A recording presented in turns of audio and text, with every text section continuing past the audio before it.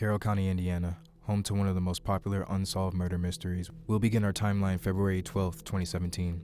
The two young victims, Abigail Williams, 13 years old, and Liberty German, 14 years old, had a typical teenage sleepover, binging on social media, painting, and doing all their various activities.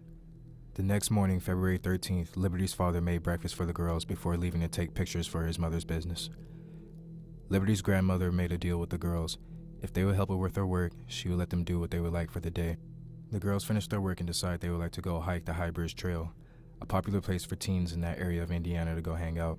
Liberty's grandmother allowed the girls to go, only if they could find a ride there and back. Kelsey, Liberty's big sister, agreed to take her, but told her that she couldn't pick her up because she had plans for later that day.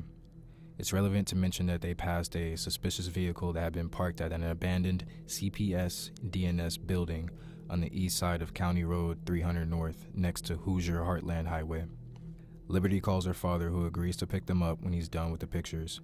He approximates that he would be done in about 2 hours. There was no set time to meet, as Liberty's father would call or text him when he was close.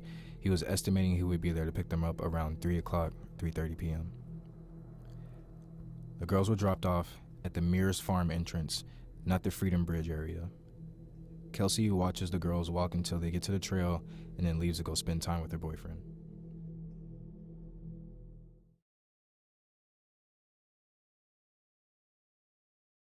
So now we get to the trail.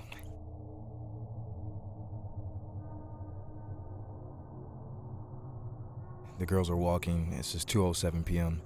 Liberty takes a picture of Abigail walking down the trail. After uploading 2 videos, the girls must have sensed danger around. Liberty notices a man walking behind and then starts to record. According to Sheriff Lesenby, he says that it appears the girls went from recording for fun to recording for their safety. On an audio file recorded by Liberty, we hear the offender order the girls to go down the hill. Down the hill. Down the hill. A body of water separates the trail and the location of where the girls' bodies are found. 3:11 p.m. Liberty's father tries to call and let her know that he's on the way. However, she doesn't answer. 3:14 p.m. When he arrives, he goes looking for his daughter and her friend along the trail. He sees a man in a flannel and asks if the 2 girls are nearby. The man replies no, but he did pass a couple back on the bridge. FSG, or flannel shirt guy, is the first key witness. The father transfers to the 505 trail, continuing with his search. After not being able to locate the girls, he turns back to the car and begins to alert the family that the girls are missing. Everyone tries to make contact with the girls, but no one can get an answer. Kelsey arrives to the trail where she dropped off her sister and her friend. She rushed up the trail, calling Liberty's phone to locate her. However, the phone was either on silent or dead. After hours of searching, the police and volunteers called off the search party. Continuing the search for the next day, the girls were finally located. The suspect remains elusive. A redacted warrant provides a glimpse into info surrounding the murder scene, suspect, and victims. The warrant states there was a lot of blood on the scene. There's no way any blood did not get on the suspect. Some of the victims' clothing were missing. Investigators put out a picture of the suspect. The suspect was wearing a blue jacket, blue jeans, and a hoodie. Media reports say the bodies were moved and staged at the crime scene. Detectives also confirmed the killer took souvenirs from the victims. Keegan Klein, person of interest connected with the murders, arrested on 30 counts of child solicitation charges and exploitation in Dade County, Miami. Indiana State Police have questioned Klein in 2020 about the murders of Liberty German and Abigail Williams.